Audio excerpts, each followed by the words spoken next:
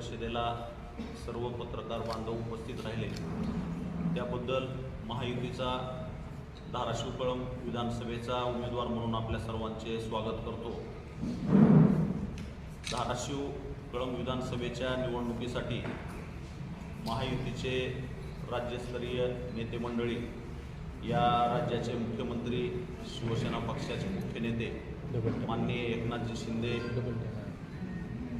राज्याचे उपमुख्यमंत्री माननीय देवेंद्रजी फडणवीस आणि अजितदादा पवार व महायुतीच्या घटक पक्षातील मित्र पक्षातील सर्वच नेते मंडळींनी मला या निवडणुकीमध्ये महायुतीचा उमेदवार म्हणून या निवडणूक लढवण्याची आणि जनसेवेची संधी दिली त्याबद्दल सर्व नेते मंडळीचे आभार व्यक्त करतो। त्याचबरोबर या धाराशिव जिल्ह्यातील महायुतीचे सर्वच नेते मंडळी, या जिल्ह्याचे पालकमंत्री डॉक्टर तानाजीराव सावंत, या जिल्ह्याचे नेते माजी मंत्री आदरणीय राणादादा पाटील, या जिल्ह्याचे माजी खासदार प्राध्यापक रवींद्रजी गायकवाड, उमरग्याचे आमदार चौगुले साहेब, माननीय सुजितसिंहजी ठाकूर साहेब आणि राष्ट्रवादी काँग्रेस आणि भारतीय जनता पार्टीचे जिल्हाध्यक्ष व सर्वच पदाधिकारी या सर्वांनी या निवडणुकीचा उमेदवार म्हणून माझ्या पाठीशी फार मोठं पाठबळ उभा केलेला आहे। त्याबद्दल मी या सर्वांचे आणि या सर्व घटक पक्षाच्या सर्व पदाधिकाऱ्यांचे आभार व्यक्त करतो।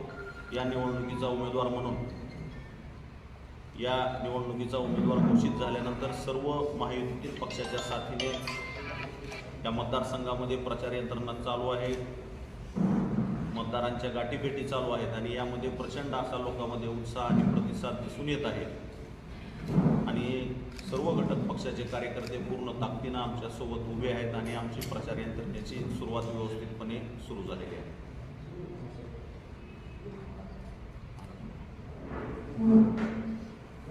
आजच्या पत्रकार परिषदेला उपस्थित सर्व पत्रकार बांधवांचं मी मनापासून अभिनंदन करतो, आभार मानतो आणि आजच्या या पत्रकार परिषदेसाठी आपल्याला माहिती देण्यासाठीच आजची खरं तर पत्रकार परिषद बोलवलेली आहे।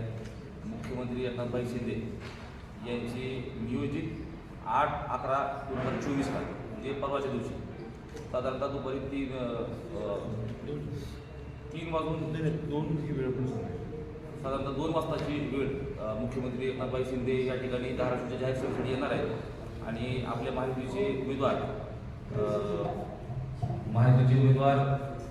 अजितदादा पिंगळे यांच्या प्रचारात जाहीर सभा होणार आहे। या माहिती देण्यासाठी आजची खरं पत्रकार परिषद आपल्या सर्वांना निमंत्रित केलेलं आहे। त्याचबरोबर पुढची माहिती सविस्तर आमचे नेते आदरणीय राणा आपल्याला देतील।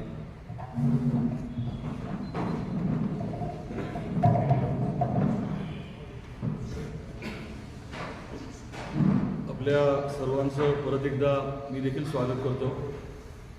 धाराशिव जिल्ह्याच्या बाबतीमध्ये महायुती सरकारने गेल्या 2.5 वर्षामध्ये जे काम केले ते आपल्यासमोर आणि आपल्या माध्यमातून धाराशिवच्या जनतेसमोर मांडण्याचा निर्णय आम्ही सर्वांनी एकत्रित येऊन घेतलेला आहे।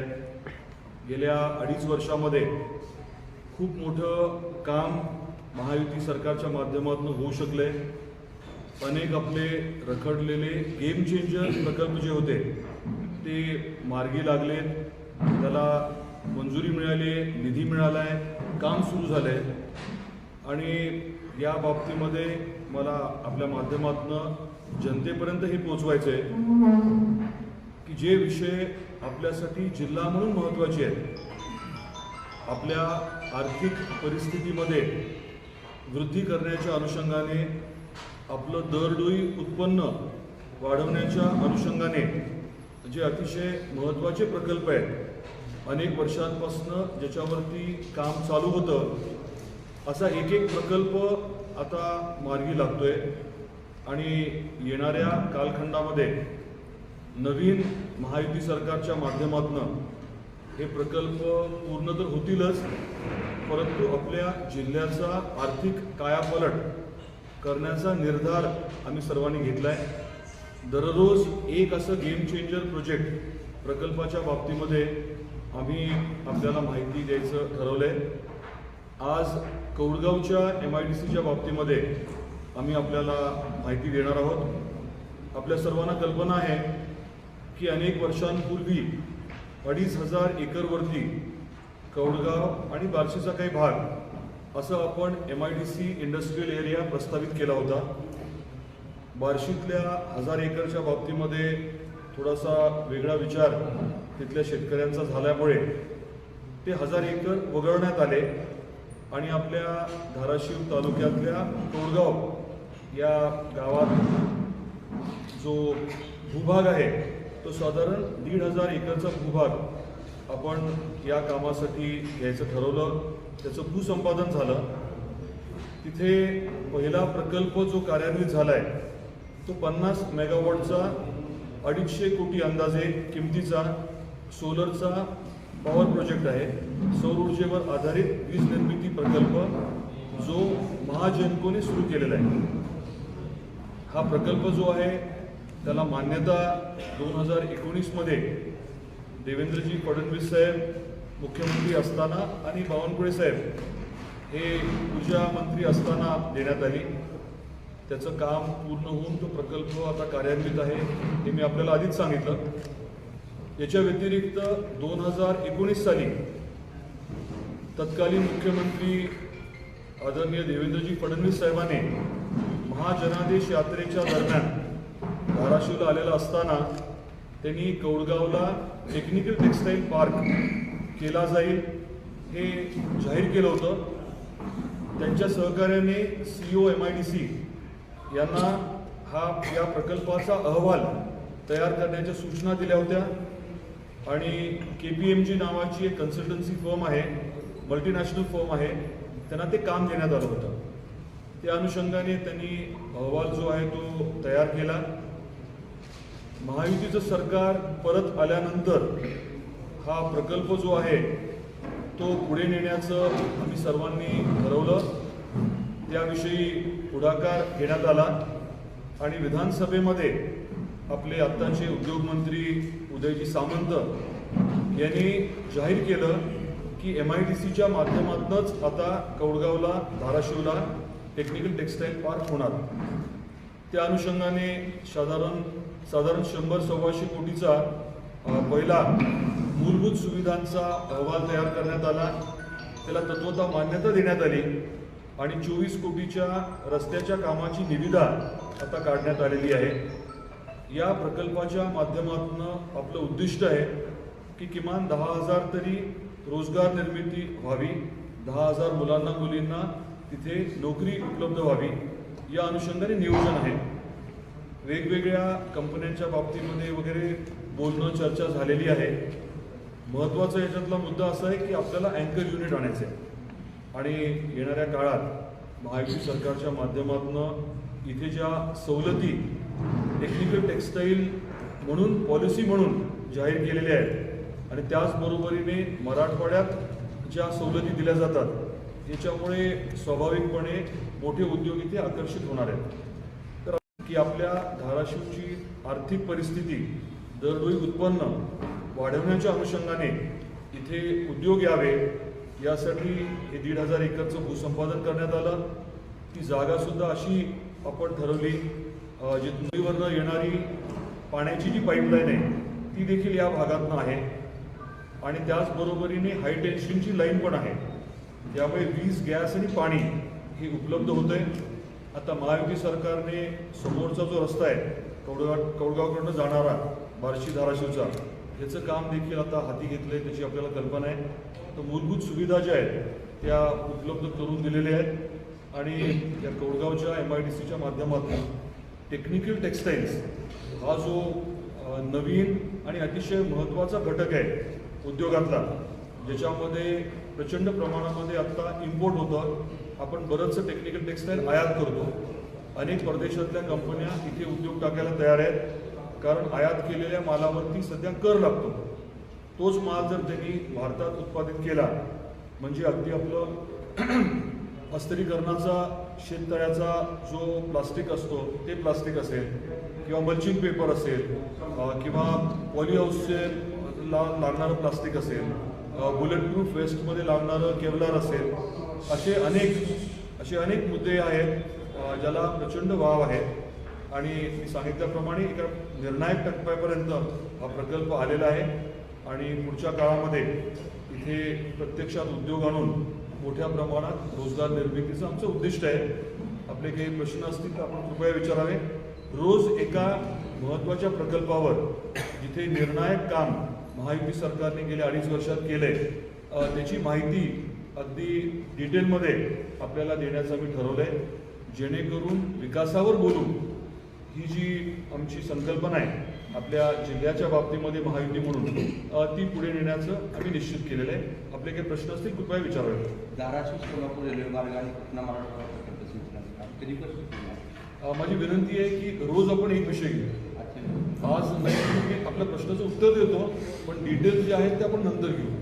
तुम्ही रेल्वेचं जे म्हटला, रेल्वेच्या बाबतीमध्ये ओरिजिनल उद्दिष्ट 60 महिन्याचं होतं, त्याच्यामध्ये आपण चेंजेस करून आता 30 महिन्याचं केलं. आणि दुसरं काय होतं प्रश्न? कृष्णा मराठवाड्याचं जे पाणी येणं अपेक्षित आहे रामदऱ्यात ते डिसेंबरपर्यंत अपेक्षित आहे. ते मी आधी आपल्याला सांगितलं जाईल. मुख्यमंत्री महोदय परवा दिवशी येणार आहे. परवा दिवशी दुपारून मल्टीपर्पज नाही. आता सध्या मुख्यमंत्री महोदयांची परवाची सभा एवढं आपलं फिक्स्ड आहे. बाकी जसं ठरेल तसं कळून आपल्याला. सॉरी, तिन्हीकडे आहे. आम्ही आता इथे आपल्याला याची माहिती देतोय. परांडालाही असणार आहे आणि उमरग्यालाही असणार आहे. त्याचे टायमिंग्स संबंधित आमदार महोदय देतील. आम्ही धाराशिवचं फक्त आपल्यापर्यंत पोहोचवतोय. ते त्यांच्या नियोजनाप्रमाणे कळवतील. दादा, देवेंद्र फडणवीस आणि अजितदादा पवार यांची सभा होणार आहे का जिल्ह्यामध्ये? त्यांची सभा होणार आहेत का? आता विनंती आम्ही वेगवेगळी केलेली आहे. कोणाला काय स्लॉट मिळेल मला अजून नाही कल्पना, पण कन्फर्मेशन आलं की लगेच आपल्याला कळवलं. कोडगावचा जो स्मृतीचा प्रोजेक्ट आहे किती वेळ विजेची निर्मिती? 50 मेगावॉट 50 मेगावॉटचं आहे. अंदाजे 250 कोटीची गुंतवणूक झाली आहे आणि महाजनकोच्या मालकीचा आहे. BHELने तो प्रोजेक्ट मोस्टली कार्यान्वित केला आहे. टेक्निकल टेक्स्टाईलमधून साधारण किती रोजगार उपलब्ध होईल, म्हणजे किती जणांना रोजगार मिळेल आणि तिथं लागणारे जे मनुष्यबळ आहे कुशल अकुशल त्यासाठी शैक्षणिक जी व्यवस्था आहे ती पुरेशी आपल्या जिल्ह्यात आहे का, की बाहेरून परत आपल्याला कुशल अकुशल कामगार मागवावे लागतील? टेक्निकल टेक्स्टाईलमध्ये 3 प्रकार असतात. एक जे असतं ते रेग्युलर मॅन्युफॅक्चरिंग म्हणजे वस्त्र निर्मिती. दुसरं जे असतं ते प्रोसेसिंग म्हणजे त्या वस्त्राला काहीतरी वेगळे गुणधर्म उपलब्ध करून देणं, त्या अनुषंगाने काम केलं जातं. आणि तिसरं जे आहे ते ॲक्च्युअल गारमेंट म्हणजे शर्ट पॅन्ट जे असेल त्याची निर्मिती. तर हे तिन्ही विषय जे आहेत ते आपण घेतोय. त्याच्यामध्ये मेडिकलचा खूप मोठा आपल्याला काम करायला वाव आहे. मेडिकलचं म्हणजे अगदी डायपर्सपासनं सॅनिटरी नॅपकिन्सपासनं जे आपण कोविड काळामध्ये बघितलं PPE किट्स वगैरे हे सगळं टेक्निकल टेक्स्टाईल आहे. त्याच्यावरती आपण भर देणार आहे. आणि डिफेन्स रिलेटेड पण काही विषय आहेत. आता टेक्निकल टेक्स्टाईलमध्ये सेक्टर जवळजवळ 14 आहेत. 14 वेगवेगळ्या सेक्टरमध्ये काम करत असताना काही मॅनपॉवर काही मनुष्यबळ जे आहे ते आपल्याला खूप उच्च शिक्षित लागेल, खूप ट्रेंड लागेल. दुसरं जे आहे ते जनरल लागेल, जनरल ज्याला आपण प्रशिक्षण देऊन चालू शकेल. आणि तिसरं जे आहे ते अनस्किल्ड लागेल. तर तिन्हीचा विचार केला. आपला एक त्याच्यामध्ये ॲडिशनल विचार हाही आहे की रेल्वेचा ट्रॅक जो साधारण 16 किलोमीटर आहे तो ट्रॅक पण या MIDC एरियापर्यंत आणायचा, जेणेकरून मालवाहतूक जी आहे ती डिरेक्टली कंटेनर लोड करता येईल. ट्रेनमध्ये लोड करून सरळ JNPTला किंवा पोर्टलाही पाठवता येईल असे त्याच्यात नियोजन आहे. हा प्रकल्प अति महत्त्वाचा होता. हा प्रकल्प अति हा जो MIDC प्रकल्प आहे कोडगाव अति महत्त्वाचा म्हणून समजला गेला. 2006 पासून याला ती मान्यता वगैरे प्रक्रिया झाली. नेमकं कुठं घोड आलं की ते 1000 एकर अक्वायर करायला आपल्याला म्हणजे आतापर्यंत त्या अपेक्षा होते. 2,500 पैकी 1,500 केला आणि 1,000 चालेल नाही. 1,000 एकर हे बार्शी तालुक्यातलं होतं. तिथल्या शेतकऱ्यांची जी काही अपेक्षा होती ती कदाचित नियमाप्रमाणे आपल्याला पूर्ण करणं शक्य नव्हतं. आणि त्यामुळे 2-3 वेळेस चर्चा झाल्या. त्याच्यामधनं योग्य मार्ग निघाला नाही आणि आपल्याला कुठली जबरदस्ती वगैरे करायची नव्हती, त्यामुळे तो विषय आपण सोडला. मराठवाड्यामध्ये ज्याच्या सवलती एकच युगामध्ये कधी विचार आता अजित पवार यांचा प्रश्न आहे की ठाकरे सेनेचे उमेदवार कैलास पाटील यांनी असा आरोप केला की महाविकास आघाडीचे सरकार गेल्यानंतर महायुती सरकारनं विकास कामाला स्थगिती दिली. नेमकी काय वस्तू? कैलास पाटील साहेबांनी जी महाविकास आघाडीच्या कामाला स्थगिती दिली म्हणून सांगितलं, त्याच्यानंतर दादाच्या माध्यमातून, सावंत साहेबाच्या माध्यमातून पाठपुरावा करून जे कामं मंजूर होऊन आले. तर तुम्हाला एक उदाहरण म्हणून सांगतो की कैलास पाटलांचं सवय कशी त्यांची की जे झालं त्याचं क्रेडिट घ्यायचं आणि जे त्यांच्याच्यानं होत नाही ते दुसऱ्यावर ढकलायचं. आता माझ्या गावचा वैयक्तिक एक रस्ता होता, त्या रस्त्याला मिसिंग लेंथमधून पाठपुरावा करून आपण आपले ग्रामविकास मंत्री गिरीश महाजन साहेबाकडून पाठपुरावा करून इथून प्रस्ताव पाठवून दादांनी स्वतः 2 वेळेस महाजन साहेबाला बोलले आणि त्या रस्त्याच्या मंजुरीचा JR पडल्या कैलास पाटलांनी सांगितलं की ही माझ्या प्रयत्नानं मंजूर झालं. मागच्या 2 महिन्यापूर्वी जर एखादं काम कैलास पाटलाच्या प्रयत्नानं मंजूर होत असेल ह्या सरकारमधून, तर ह्या सरकारनं त्यांची अडवणूक केली असं कसं म्हणता येईल? एखादं काम आम्ही मंजूर करून आणलं की त्यांच्या फेसबुक अकाउंटवरून टाकायचं की ही आम्ही दोघांनी प्रयत्न केले आणि काम मंजूर झालं. मागच्या 2 महिन्यापूर्वीचाच किस्सा आहे. मग त्यांच्या मनावर जर हे काम मंजूर होत असेल तर त्यांच्या कामाला स्थगिती दिली असं म्हणणं योग्य नाही.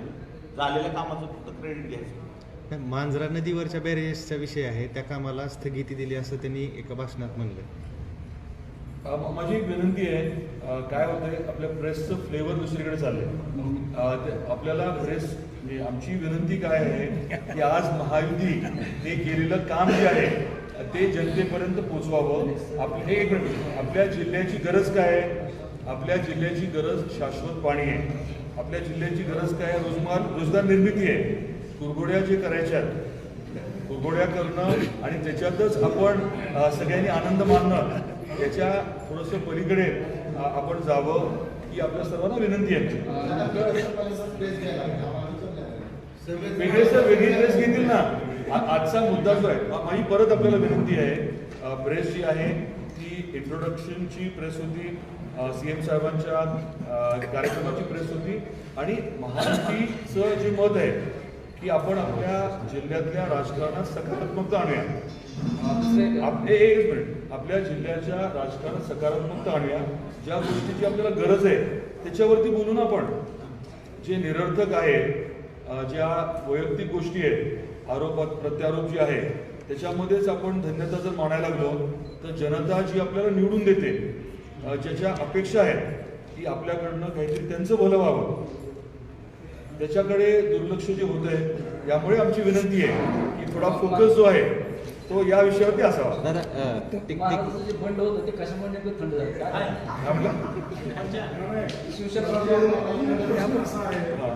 तिन्ही पक्षातील वातावरण चांगलं झालं आहे का? काय म्हणतात? तिन्ही पक्षातील वातावरण चांगलं झालं का? महायुती तिन्ही पक्ष कसं आहे? आमची खूप मोठी महायुती आहे. भाजप आणि शिवसेना असं शंभर. एकदम खेळी मिळते. त्याच्यावर आता आम्ही नाश्ता पण करणार आहोत. जिल्हाध्यक्ष म्हणले होते शिवसेनेतल्या एका बडा नेत्यानं आमच्यावर अन्याय केला म्हणते. जिल्ह्यातल्या शिवसेनेतल्या एका बडा नेत्यानं जिल्ह्यातल्या शिवसेनेवर अन्याय केला असं महाराष्ट्र जिल्हा प्रमुख म्हणत होते. बोललो मी ह्या विषयावर, बोलूया आपण. नाही, हे मुद्दे जे आहेत ना, आपण ह्यांना कधी भेटू शकता? मराठवाड्यातल्या उद्योगधंद्यासाठी सवलती मिळतात, परंतु आपण टेक्निकल टेक्सटाईल पार्कला कोल्हापूरचा मुद्दा तसंच काही प्रस्तावित प्रकल्प आहेत का आपल्या जिल्ह्यासाठी? आपल्या काही लोकांना बरेच आहेत, बरेच. नाही, माझी विनंती काय आहे की आम्ही एकदम आज सांगण्यापेक्षा रोज एक घेऊ ना. नाही, उद्योगाच्या बाबतीत सुद्धा काही इतर प्रकल्प आहेत ज्याच्या बाबतीत आपण भरीव काम केले. म्हणजे आता एक कौडगावचं जसं एक गेम चेंजर प्रोजेक्ट आहे, तसे आपले इतरही गेम चेंजर प्रोजेक्ट्स आहेत. एकापेक्षा जास्त आहेत MIDC. जे काम झालंय ते आपल्यासमोर आम्ही मांडू ना. आणि नक्कीच एकापेक्षा जास्त आहे आणि वेगवेगळ्या भागात आहे. असं नाही की सगळंच मर्यादित 1 किंवा 2 भागात आहे. आम्ही सगळीकडेच करायचा प्रयत्न करतो. टेक्निकल टेक्सटाईलसाठी साधारण पाण्याची उपलब्धी किती लागणार आहे? आपल्याकडे ते पाणी उपलब्ध आहे का? आपल्याला प्रोजेक्ट जे घ्यायचे ते आपल्याकडे जे उपलब्ध त्या अनुषंगानेच घ्यायचे आणि शेवटी कोणी गुंतवणूक करत असला तर सगळं खातर जमा केल्याशिवाय तो बिलकुल येणार नाही. आपण 2 MLD पाणी जे आहे ते उजनीमधलं आधीच रिझर्व केलं होतं. MIDCने त्यासाठी डिपॉझिटचे पैसे नगर परिषदला भरले होते. तेवढं पाणी लागेल असं मला वाटत नाही, पण गरजेनुसार ठरवू आपण. कारण MIDC पैसे भरते पण MIDCला पाणी मिळत नाही ते, कारण नगरपालिकेचा नेहमी वीज पुरवठा खंडित होतो, पाणीच मिळत नाही. त्याच्याबद्दल आपण इंडिपेंडेंटली बोलू, परंतु धाराशिवची पाणी पुरवठ्याची जी योजना आहे त्याच्यामध्ये आम्ही खूप जाणीवपूर्वक वेगळं नियोजन केलं आहे.